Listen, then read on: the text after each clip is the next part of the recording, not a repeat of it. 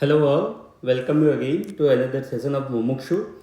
Today we will be discussing the Indian school, in fact the first Astika school, that is the orthodox school of Indian philosophy, that is the Samkhya. And basically uh, this is a school that deals with what you will say as considers Prakriti and Purush as the two ultimate realities. So basically, what we will see what all Sankhya tells about the philosophy, what are all the epistemological sources that Sankhya believes, and how does it say how the world is formed, the liberation, and all those things. So let us start with the Sankhya philosophy. So basically, first things first, Sankhya has two meanings. One is number, that is Sankhya, and another is the right knowledge, that is Samyak Drishti or Samyak Gyan or Samyak Khyati. So basically, you can take the meaning of Sankhya in both the ways. In fact, why it is a philosophy of number? Because it ultimately considers two realities, that is the Prakriti and Purush. And why it is Samyak Khyati or Samyak Gyan? Because it says that by attaining the right knowledge, you can get the liberation, that is Apavarga. I am telling you the Sanskrit words repeatedly here and there just because so that while hearing it a lot of time, you will be able to memorize them. So now let us say, and in fact, if I'll tell you, this is something to know because Sankaracharya says Sankhya is the chief opponent of Vedantic philosophy, and that's why he says it is the Pradhan Malla. Now considering the basic sources for Sankhya, one is Sankhya Sutra of Kapila Muni, and the another is Sankhya Karika of Ishwar Krishna. Basically, this is the most authoritative text that is available right now because the Kapila Muni Sankhya Sutra is not available in its original form. So basically, whatever we will read mostly from this. So now let us go. Basically, a brief background about Sankhya. In fact, as I have said, that there are two ultimate realities. That one is Prakriti and another is Purusha. That's why it is a school of uncompromising dualism. And you will see why, due to this uncompromising dualism, it faces a lot of issues thereon, which are ultimately resolved by Sankaracharya in his Advait Vedant. And next, it is also called spiritual pluralism. Why pluralism?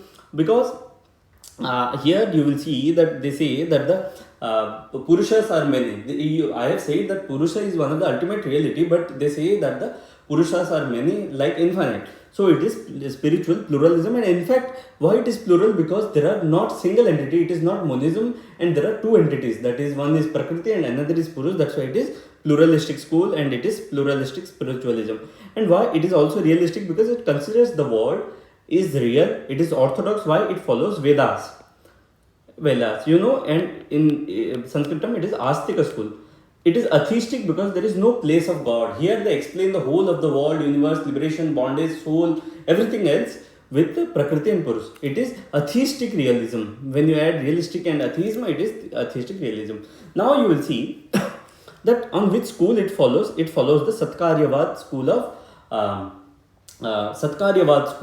philosophy. What is Satkaryavad? Basically, with respect to causation, there are cause and effect relation. There are two schools of philosophy. One is Satkaryavad and another is Asatkaryavad. In Satkaryavad, they say that the effect is already implicit in the cause. Effect is not a new beginning. However, in Asatkaryavad, which is also known as Arambhavad, they say that effect is a completely new beginning and it is not implicitly there in the cause. You will see that Nyaya, Vaisesik, etc., they follow Asatkaryavad. However, we will have a separate session specifically on the Satkaryavad and Asatkaryavad because we will see how different schools follow different modes of Satkaryavad. So here it is Satkaryavad school of philosophy, and which is Prakriti Parinamvad. Why Prakriti Parinamvad? We will see that, which means, and it is says that the whole of the world that you see, the whole of the nature that you see, it is the real transformation of Prakriti. It is not an illusory transformation, it is real transformation. Why I am saying it is real? Because when you will go to Advait Vedant, Sankaracharya will say the whole of the world is mithya. It is illusion. It is Brahma Satyam Jagat Mithya. However, Sankhya says the whole of the world that you see, it is not illusion, but rather a real transformation, a real modification of Prakriti. That's why they say it is the Prakriti Parinamvad, which is getting changed, that is Parinam. Parinamvad is of whom? By Prakriti. And you will see that they say that the evolution takes place in a cyclical manner.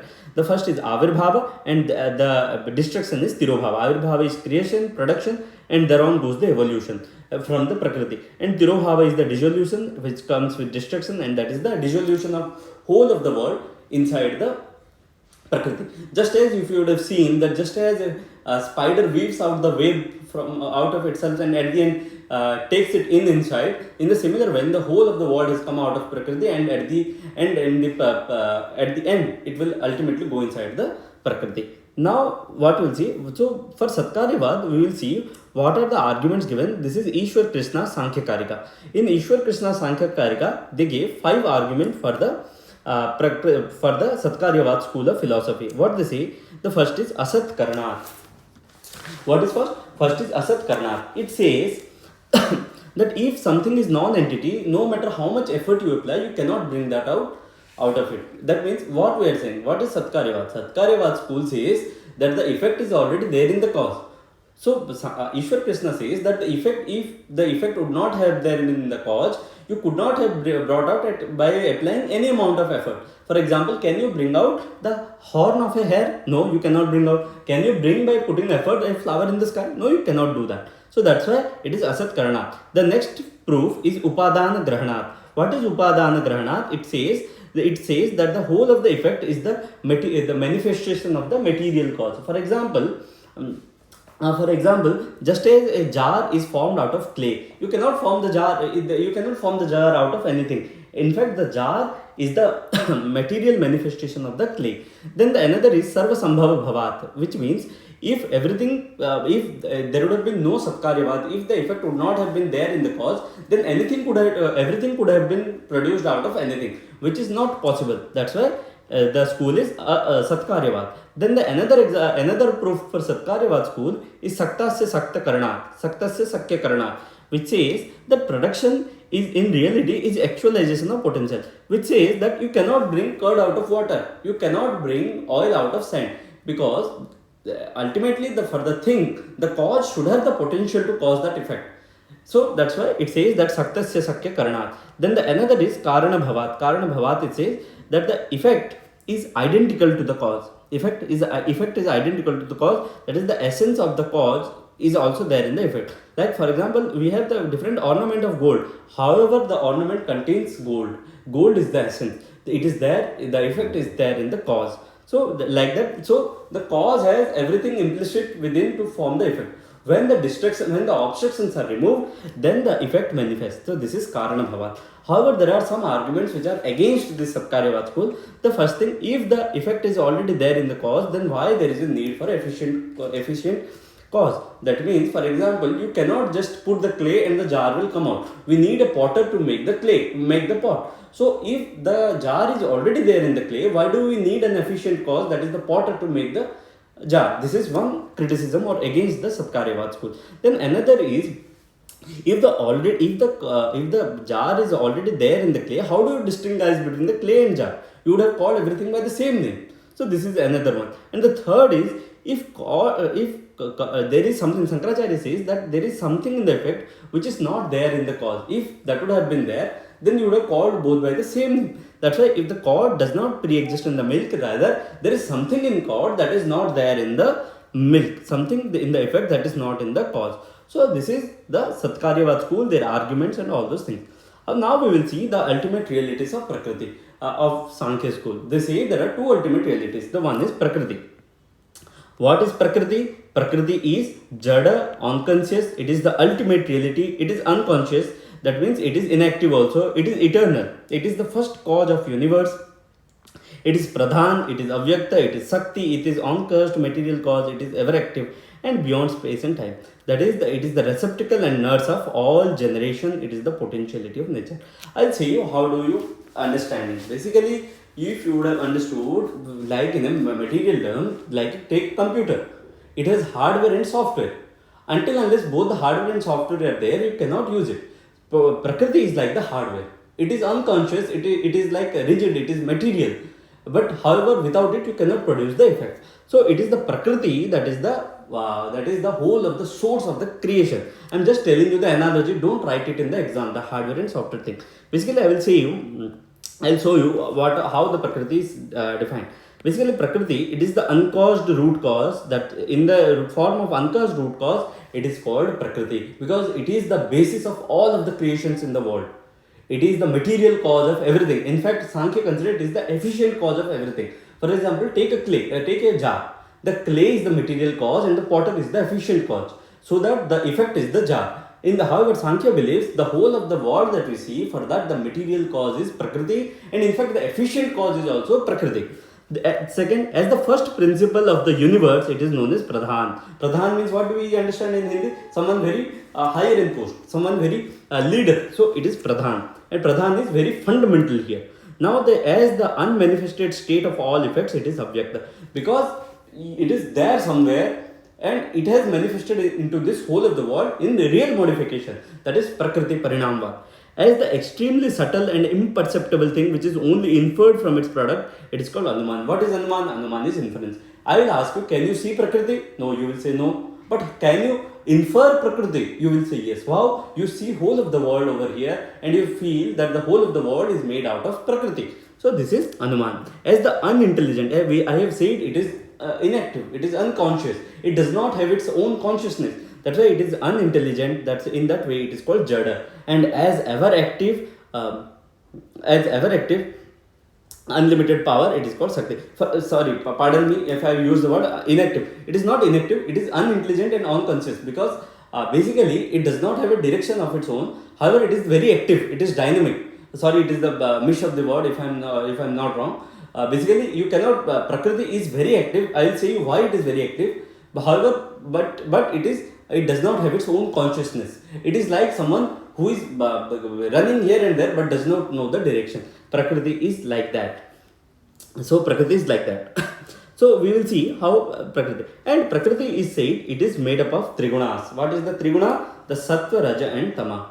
These three gunas make the Prakriti. They don't, in fact, you cannot say Prakriti is made out of them. In fact, they are the essence of Prakriti. That's why Prakriti is called Trigunaatmak, because it contains all the three things, that is the Sat, Raj and Tam. I will say you, we will discuss what is Sattva, Raj and Tama. Sattva is real and existent. You would have seen that we say that take sattvic food and all those things. This is the same Sattva. Its color is white. It is the principle of goodness and it produces pleasure. However, it is light and bright, buoyant is Laghu, and illuminating, that is Prakashaka. What does it produces in human? It produces luminosity of light, power of reflection. What is power of reflection? It is, you think about something, you are able to generate good things about it. That is power of reflection. It is upward movement. What is upward movement? Upward movement is the movement towards liberation. It is Apavarga. It helps in pleasure, happiness, contentment and bliss. Now the next guna is Rajas. You must have heard the word. One who is very much involved in the lavishness is called a Rajasika person. What is Rajasika? It means foulness. And it is the principle of motion, that is, it produces pain. It is for the same reason we say that the Prakriti is ever active. It is very dynamic. It is very, very, very active. Why? Because it is mobile. This Rajas guna is there in Prakriti, which makes it very vibrant, very mobile, very dynamic, very active. So it is mobile, that is Chada, and stimulating, that is Upastambhaka. And it is responsible for restless activity, feverish effort and wild stimulation. Its color is red. Now there is another guna, that is Tamas. What is Tamas? Tamas means darkness. It is Tamo guna. It is the principle of inertia. It produces apathy and indifference. Its color is dark. It is heavy, that is Guru, and envelope, that is Varanaka. And it is opposed to Sattva and Rajas. How it is opposed to Sattva? Because it is heavy and Sattva is light. Sattva is very buoyant, that is light. And how it is opposed to Rajas? Because it is something, the Rajas is something that is very mobile. However, Tamas is something that constrains you, that produces apathy and indifference. It causes ignorance, sloth, confusion, bewilderment, passivity and negativity.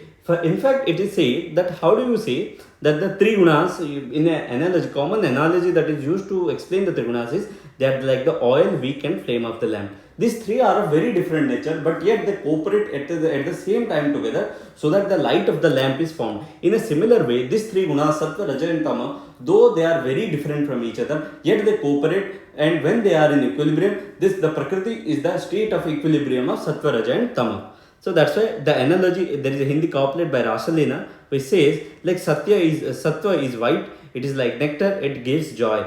Rajas is red, it is like intoxication, it gives pain. And Tamas is dark, it is like poison, it produces unconsciousness. Now that we have discussed Prakriti, I'll say you very one beautiful sloka about Prakriti. Don't write it in the exam. I'm just telling you so that you will understand it. There is a sloka for Subhadra.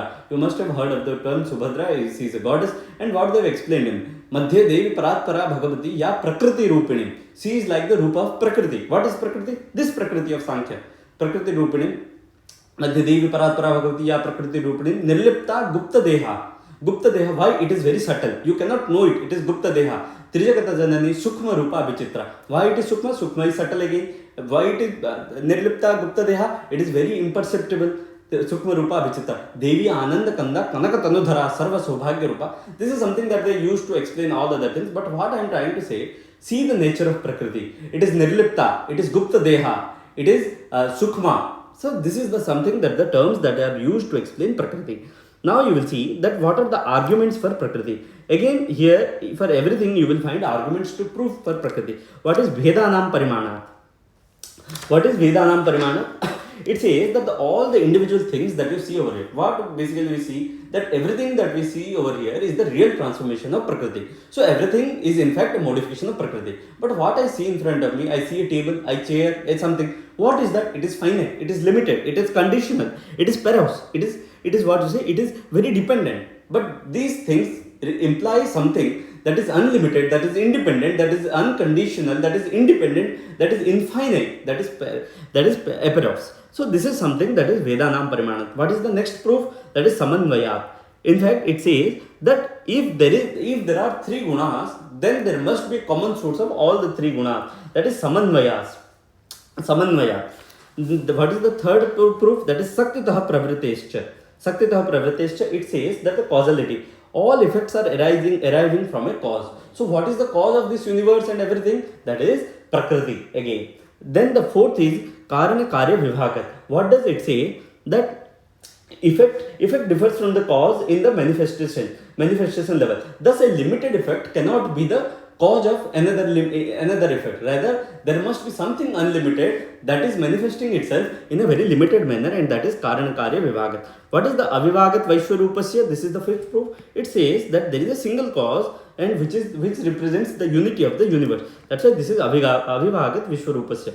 Now again we have seen that here Sankhya says that the very basic premise of Sankhya, that intelligent cause cannot transform into unintelligent. That's why they say that there is Prakriti and Purush. That's where they define. They say that the Purush is intelligent, however it is inactive, and the intelligent Purush cannot manifest itself into all these non-living beings. That's why there must be something Prakriti which is manifesting itself into all these non-living beings. And cause is subtler than effect. This is something that we have learnt already. Now again I am here taking you to the other independent thing, that is Purusha. What is Purusha? We will see, because one ultimate reality is Prakriti, the other is Purusha. What is Purusha? Purusha is all pervading, it is the ultimate reality, it is co-eternal with Prakriti, it is independent, it is Udasin because it observes everything, it is Nitya Mukta because it is always free, it is pure consciousness. You will see here, it is conscious, and consciousness is not a quality or an attribute, rather its essence. You cannot separate Purusha from consciousness. There cannot be any Purusha without consciousness. It is spiritual, it is uncaused, because we are taking it as a substance, it is an independent entity. It is the subject, the knower. It is not the object, it is the subject. It is inactive, it is Trigunatita. Why? The Prakriti is Trigunatmak. Here it is Trigunatita, it is beyond all the three gunas. It is self-luminous and self-proved. Just like a sun does not need anyone to prove it. For example, in the same way, Purusha is self-luminous and self-proved. It is Naistraya Gunaya because it is beyond all the three gunas. It is qualitatively alike but quantitatively different, because we see there are multiple Purushas. However, they are very much alike in the sense that they all have the same type of consciousness. However, their quantity of consciousness is different. That's why they are quantitatively different. And it is neither the body, nor the sense, nor the brain, nor the mind, nor ego, or intellect, or buddhi. Purusha is pure consciousness. It is beyond space and time. It is beyond merit and demerit. It is beyond bondage and liberation. What are the other names of Purusha? It is Akarta, Keval, Madhyastha, Sakshi. Why Sakshi? It is the witness of everything that is taking place in the world. It is Drashta, it is Jnata, it is Sadaprakasa Swarupa. Now you will see comparison of it is qualitatively alike, that is qualitative monism, and quantitatively different, that is quantitative pluralism. It is similar to Jivas of Jaina, souls of Ramanuja, and monads of Leibniz. So this is something that we have to know. Now again we will see what are the proofs for Purusha. Again we will refer to Sankhya Karika of Ishwar Krishna. The what is the first thing? That is the Sanghat Parar Tattvat. This is the teleological proof of Purusha. That evolution is teleological or purposive. Prakriti evolves itself to serve the Purusha's end. For example, Prakriti is evolving. So there must be some cause, and what is the there must be some reason why it is evolving. What is the purpose of its evolution? It is for the Purushas. It is for the Purusha that the Prakriti is evolving. Then another proof is Trigunadi Paryayavad, that is logical proof, that is the Purusha as Nistrayi Gunaya. In fact, it is the witness.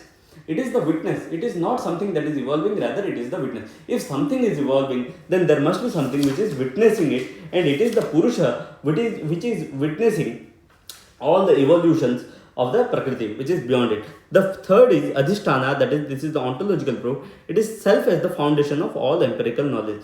That is, for example, if there is any empirical knowledge, then there must be some foundation on which all the knowledge is getting stored or being synthesized. And this transcendental synthetic unity is Purusha, which is the source of all empirical knowledge, which is the foundation of all empirical knowledge. Then the fourth is Bhoktra Bhavat. This is the ethical proof. What is the ethical proof? For example, if Prakriti is something that is Bhogya and Purusha is the enjoyer, that is the Bhokta. If Prakriti is changing itself for the enjoyment of something, then the Purusha is the one which is enjoying it. And that's why if there is anything Bhogya, then that automatically presupposes that there is a Bhokta. Because, for example, all the three gunas of Prakriti produces pain, pleasure and indifference. However, it implies that there must be someone who would enjoy that, and that is Bhoktra Bhavat. What is the last proof? That is the Kaivalyartham Pravritti. For example, this is the mystical and religious proof. It says that aspiration presupposes aspirant. That means if the word Kaivalya is there, if the word liberation is there, if the word Apavarga is there, it means that there is someone who is aspiring for Kaivalya. And who else would be aspiring for Kaivalya? The one who is conscious. And who is conscious? Only Purusha is conscious. That's why it is a proof for Purusha. Now we have discussed this. Now we will go to Sarga, that is how do the world is formed. So Sarga is the theory of creation. The one thing is that is homogeneous change. What I have said, that Prakriti is there. Prakriti has three gunas, that is the Sattva, Raja and Tama. In the stable state, when the Prakriti is in is in the Gunanam Samyavastha, this is Samyavastha or Pralayavastha, then they all are changing itself into themselves. Sattva is changing into Sattva, Rajas is changing into Rajas, and Tamas is changing into Tamas. There is a homogeneous equilibrium. That's why it is Prakriti is there, and this is Swarup Parinam or Sajatya Parinam. However, when there is a heterogeneous change or Virup Parinam, that is Visham Avastha, there what happens? The Sattva will not change into Sattva will not change into Sattva but into Rajas or Tamas, and there will be inequilibrium, or the equilibrium will be disturbed in the Prakriti, and there the process of evolution will start, and this is called heterogeneous change or Virupa Parinam. This is Visham Avastha, and this the change in the constituents of Guna is said Gunaksho. So this is something there. Now we will see how this Gunaksho happens.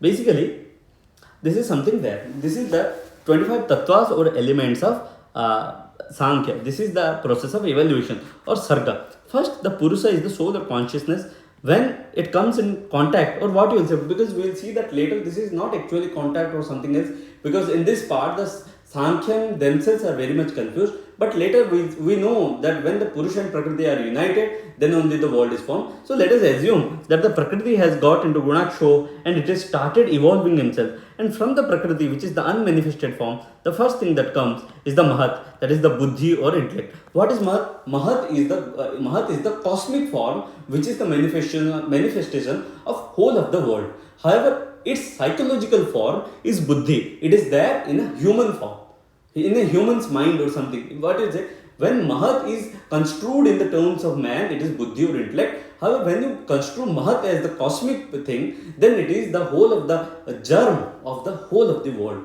So it is the root cause of whole of the world. Again, you can see Prakriti in this unmanifested thing is the balanced state of all the three gunas, Sattva, Raja and Tama. From the Mahat comes Ahamkara. This is the ego or self-identity. And this is somewhere these things are called principle of individuation. From here on, this Mahat and Ahankara, the starts the individual things, because we know that everything has come from Prakriti. So how do you define the diversity? So diversity comes because the composition of Sattva, Raja and Tam is different in each of the sentient being and insentient beings. So here comes the principle of individuation, where all individual things are formed. So now this ahankar is of three types. One is sattvika, one is rajasika, and another is tamasika. The sattvika is called vaikarika, rajas is called taijasa, and tamas is called bhutadi. So the rajasika ahankara provides the energy for sattvic and tamasic ahankara to evolve. There is no evolution of rajasika ahankara. It provides the energy to the sattvic and the tamasic ahankara to evolve, because we have discussed that the rajasika is the principle of motion. It provides energy for movement. It is the chala. So that's why here we will see. Now what comes from the sattvika? The first thing that comes is mind or manas. Then comes the five sense organs, that is the Gyanendriyas. What are the five sense organs? Eye, that is Chakyu, ear, Srotra, nose, Grana, skin, tvak, and tongue is Rashana. Then what comes? Then five organs of action, that is Karmendriya, by which we do action, that is the hands, feet, speech, elimination, payuhu, and the procreation, that is Upasthana. Then this is from the Sattvic. What comes from Rajasic? Five tanmatras, that is the subtle sense of perception, that is the sound, touch, form, taste, and smell. From these five tanmatras, what comes? Panch Mahabhuta, that is the Apaha, Vayu, Prithvi, Teja, Agni, that is the Akasha, Vayu, Agni, Apa, and Prithvi. So these are the manifestations of the world. And herein we have discussed how whole of the mankind, whole of the universe is being formed. So this is saying that there are 25 tattvas, the Panchavisa elements, Panchavisa tattva of Sankhya. Basically, if you got a question that what are the Panchavisa tattva of Sankhya, don't get very confused. They are asking for all these things. Now let us count how they are 25. The first is, let us see, first is Prakriti. From Prakriti comes Mahat, that is the second. The third is Ahankara, and fourth is Manas. 5 to 9, these are five sense organs, Gyanendriyas, they are 5 to 9. 10 to 14 are the Karmendriyas. 15 to 19 are the Tanmatras. 20 to 24 are the Panch Mahabhutas. Now we'll ask, there are 24, what is the 25th one? 25th one is Purusha. Now we'll see how does this thing. So there are 23 volutes. 23 volutes, if you subtract Purusha and Prakriti from the 25 tattvas, what you get is 23 volutes.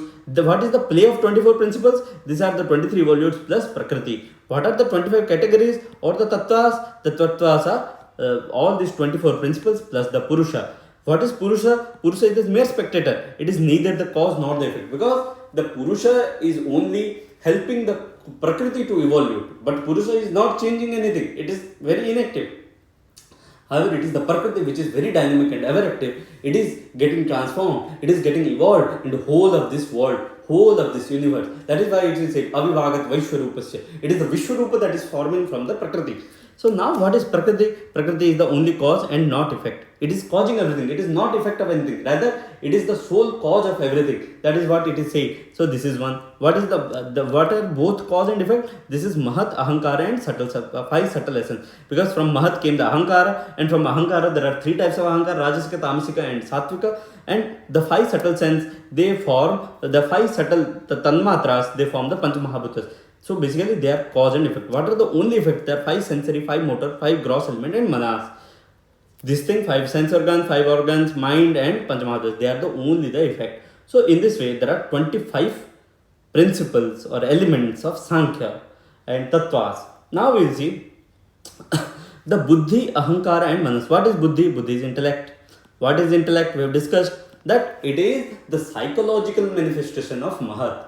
When Mahat is seen in cosmic form, it is Mahat. When it is psychological, when you see it in the realm of man, it is Buddhi. This intellect plus Ahankara plus Manas is called Antahakarana. What is Antahakarana? Antahakarana means internal organ.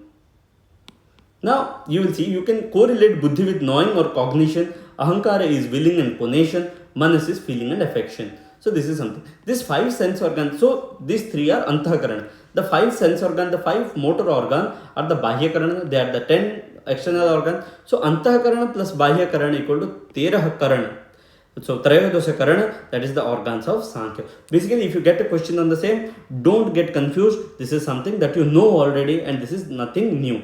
Now we will see that now that as we have discussed a lot of things, now we have seen that the Purusha is plural. There is not a single Purusha, there are multiple Purusha. What are the proofs for that? First is, we see a lot of people, we see a lot of conscious beings. So everyone has different sensory and motor organ. That's why the Purusha must be plural. Then there is another, that for everyone we see there are different life cycle and there are different birth and death. If the Purusha would have been one, if I would have died, then everyone in the world would have died if the Purusha had been one. So this is another proof. Then the third is, there are different forms of life. That is the activity, that many are sleeping nowadays, sleeping at this time, many are talking. In fact, I am talking to you. So if the Purusha would have been one, if I would have been talking, the whole of the world would have been talking. So this is something, that's why it implies that there are multiple Purushas and not one Purusha. And what is the fourth proof? There are different kind of sentient beings, the bound souls. For example, my level of punya is not equal to your level of punya.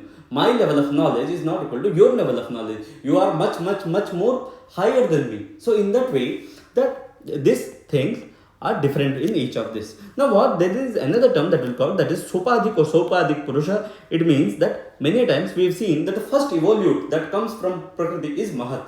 Many times Purusha gets reflected in the Mahat, and Mahat has a principle of Sattvic Gunas, and we have seen that the Sattvic Guna has an element of reflection. When the Mahat gets reflected in, when the Purusha gets reflected in Mahat, due to the Sattvic quality in Mahat, it feels that there is an ego complex that is developed, and that is called as Sopadik Purush, or the phenomenal ego. Just as you will see, the example is moonlight and water. What is, for example, the moonlight is getting reflected in the water. However, the moon is thinking that the water is thinking that I am the conscious being. I am the conscious being because I am producing the light. However, this is not the same. The real one is there, over in the sky. Now we will see how do the evolution takes place. We have known that when Purusha and Prakriti unite, or they come into contact or anything, then whole of the world is formed. The 25 tattvas, the 25 tattvas are formed. But how does this start? That is the main question. The first thing is how Prakriti and Purusha unite, as they are very separate and independent beings. We have said that they are separate, they are independent beings, they are co-eternal. That means they cannot unite. If they unite, they are dependent on each other. So how do you explain that? Now, if no union, then there is no evolution. If no evolution, there is no universe. So to counter that, the Sankhyans say that the contact of Purusha and Prakriti that they don't unite as such, they don't merge into each other. Rather, what happens? They just get into contact. Just as a lame and a blind man help each other to move in the path, in a similar manner, Prakriti and Purusha cooperate with each other via contact, and that's why they help in the evolution of the world. But again, here the concept comes: why would the two really independent entities will come into contact? There is no need. Then again Sankhyan say, and if they are coming into contact, that means the Prakriti is always in an excited form, it is always in heterogeneous form, that is the Vishama Avastha, and there will always be evolution, and there will be no state of Prakriti. Then they say that no, that is not the thing. There is no real contact, rather the Purusha just comes near the Prakriti. And those nearness to Prakriti, it helps in exciting the Prakriti. That is Purusha Sannidhi Matra. What is Sannidhi? Sannidhi means coming closer, proximity. In fact, we are starting the series of Sannidha. So this is something that is proximity. It is always near. Again, if it is always near, then the evolution would never stop. And if the evolution is never stopped, then the Prakriti is always in Visamavastha. If the Prakriti is always in Visamavastha, there is no Samyavastha. And if there is no Samyavastha, then there is no Prakriti. Then again they say, no, this is also not correct. Rather, what do we mean to say? We are saying that there is only theory of semblance of contact. That is Samyoga Bhasa. That is, Purusha is reflected in the intellect or Buddhi, what we discussed, that Sopadik Purush. And it wrongly identifies himself with own reflection. And that's why it comes near this thing. Again here, but Mahat and Buddhi comes only after the evolution. You are saying that evolution will happen when Purusha is getting reflected in Buddhi. But how will Buddhi come? Buddhi only comes after the process of evolution has started. Again here they are committing a blunder. Then they again say that no, Purusha is directly reflected in Prakriti. And here they committed the greatest blunder. In this case, the liberation or dissolution would be impossible, as there would always be perpetual reflection. If there is always perpetual reflection, then the Prakriti is always evolving, and there is no concept of bondage and liberation, because there will always be evolution and there is no thing. That's why, and further, if it would have been the case that if there is any reflection, then it should not be the real modification, rather it should be the Vivartvad, it should not be Parinamvad. So this is the thing. Now, this is something here you see that they are committing blunder after blunder just because they have made these two entities very independent of each other. This is the reason they are not able to explain how they are coming into contact with each other. Basically, we have read that any philosophical system is consistent if there is only one ultimate reality. When you make two ultimate reality that two independent of each other, you cannot make them interact with each other, and here you commit the blunder. Which is, this thing is ultimately rectified by Shankaracharya. We will see later on. Now we will come to the concept of bondage and liberation. What is bondage and liberation? Basically, Sankhya philosophy says that the earthly life is afflicted by three kinds of pain. One is adhyatmic pain. It is due to the intra-organic psychophysical causes. It includes bodily and mental sufferings. Basically, this is something that is happening inside me. This is adhyatmic pain. Then the second one is adhibhotik. This is due to extra-organic natural causes like man, beast, bird, thorns. If anything is actually afflicting you from outside, if anyone else is afflicting any pain on me, that is adhibhotik. And the third one is adhidaivik. It is happening due to supernatural causes like planet, elemental agencies, ghosts, demons. So this thing is adhidaivik pain. So for example, what they are trying to say, if there is a role of any guna to play, it will always result in pain. In fact, the pleasure in short term will ultimately amount to pain in the long term. So basically, what again is liberation? The liberation is when who is in bondage? Again, the question here comes: who is in bondage? The Purusha is in bondage. The Prakriti cannot be in bondage because it is unintelligent. It is unconscious. So again, who is Purusha is in bondage? What is Purusha? Purusha is pure consciousness. So how he will attain that real state, the pure consciousness? When he will get the right knowledge. What is the right knowledge? The right knowledge is the separation of Purusha from the Prakriti. And this is the knowledge that is the, you can consider it nearer to the Kevala Gyan, Kaivalya, something. And this is the right knowledge that is Samyak Khyati or Samyak Gyan, and in fact it is the Sankhya. So the knowledge of separation of Purusha from Prakriti is the is the liberation. Bondage is due to the ignorance or non-discrimination between self and non-self. And what is liberation? Liberation again here can't be by means of actions. Why? Because when you are doing action, every action will produce either pain or pleasure or indifference. And anything that is produced, you will go to either heaven or hell or in the earthly life. And it is subjected to the gunas. Every action that you will do will result in pain, pleasure or indifference, and it is subjected to gunas, either sattva, raja and tam. And while you are influenced in the gunas, in the influence of the gunas, sattva, raja, tam, you cannot be freed from the prakriti. So the liberation can only happen with right knowledge. And here you can see, somewhere you can see that karma yoga is not very much effective here. It is the Gyan Yoga that will lead you to Nirvana or the liberation, or here what you say Apavarga. Apavarga is the correct word that must be used here, because Nirvana is something that is similar, that is with the Buddhist literature. So here also they accept there are two types of Nirvana. What is the Apavarga, that is Jivan Mukti and Videha Mukti. Jivan Mukti means even after right knowledge, if there is some prarabdha karma, you will continue to live with this body. However, you are freed from that. There will be no fruit of your karma sharan. However, you have to exhaust all the fruits that you have accumulated beforehand. This is something like even though the potter's wheel is moving, even though you have removed the pot, but due to the inertia, the potter's wheel will go on moving, continue moving till all the energy is exhausted. For example, even if you switch off the fan, it moves for certain amount of time. This certain amount of time moving of the fan is the Jivan Mukti. However, when it completely stops, when does the fan completely stop? It completely stops when the inertia is overcome, and when this is overcome, it is Videha Mukti, that is the complete disembodied isolation. Because again you will see that we have discussed over here liberation, why it cannot be attained by means of action, because no pain, pleasure or bliss.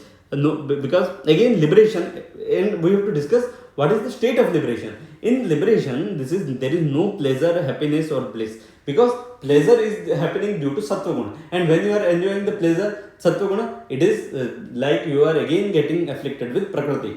So in the state of liberation, there is no pleasure or bliss or happiness, because you will see in Advaita Vedanta and anything, Brahmanandam Paramasukadam Kevalam Jnanamurti, something like this, that you will Brahmanandam. This is Brahmanubhuti. You will enjoy, you will experience in Advaita Vedanta. They say that the level when you get enlightened, what you experience is the ultimate bliss, which is very different from this kind of bliss. However, here they are making, the Sankhya school is making the liberation a very boring thing. They make the liberation a non-happy thing. It is like producing sad persons. They are not happy. They are beyond all this pleasure and all those things. That's why it is a very uninspiring form of liberation. uninspiring form of liberation. Now that we have discussed almost everything about the Prakriti, this thing, now we will see what all are left to discuss. Again, so here again they say that what are the again qualities of Prakriti and Purush. They say that Kaivalyartham and Darshanartham. What is Kaivalyartham? Kaivalyartham is for Purusha. Purusha is aspiring for Kaivalya. What is Prakriti? Prakriti is feminine. It wants to be seen. It is evolving for the purpose of Purusha. That's why it is Darshanartham. And this is the blind and lame men cooperation. And Purusha is Nitya Mukta. We have seen qualitative monism, qualitative pluralism. Now again we can consider the evolution of Darwin and Sarga. Basically, the Darwinian evolution is biological evolution, the Sarga is cosmological evolution. Darwinian evolution has no purpose, but Sarga has teleological evolution, and in fact, it is the unconscious teleology. Why it is unconscious teleology? For example, just as a tree, it is unconsciously growing to give fruits and vegetables and all those things, but it is helpful for the other beings. In a similar way, the Prakriti, being unconscious, is in constant state of evolution, and for whom? It is for the Purusha. So this is unconscious teleology. It is for the Darwin, there is no purpose, that is accidental. Here it is purposeful and there is a moral purpose.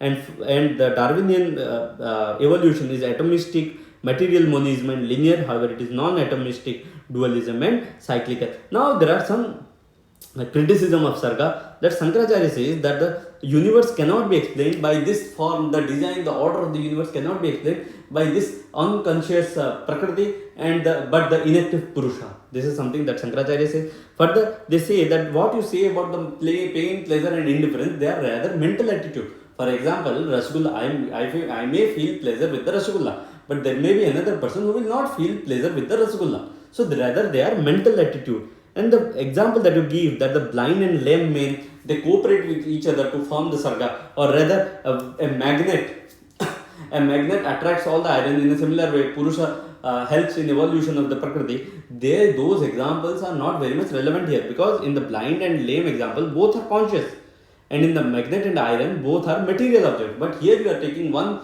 unconscious and another conscious being, so the example is not relevant also. Then there are, if the Purusha and Prakriti are coming in contact, then there is no end to evolution. And again, the last thing is, this is against the law of karma, because who performs the action? It is the Prakriti. Prakriti is getting evolved, but Purusha is inactive. It does not do anything, but it reaps the fruit of the Prakriti. It gets into bondage. So it is against the moral law of karma. One is doing something and the other is reaping the fruit. So this is something that is criticized.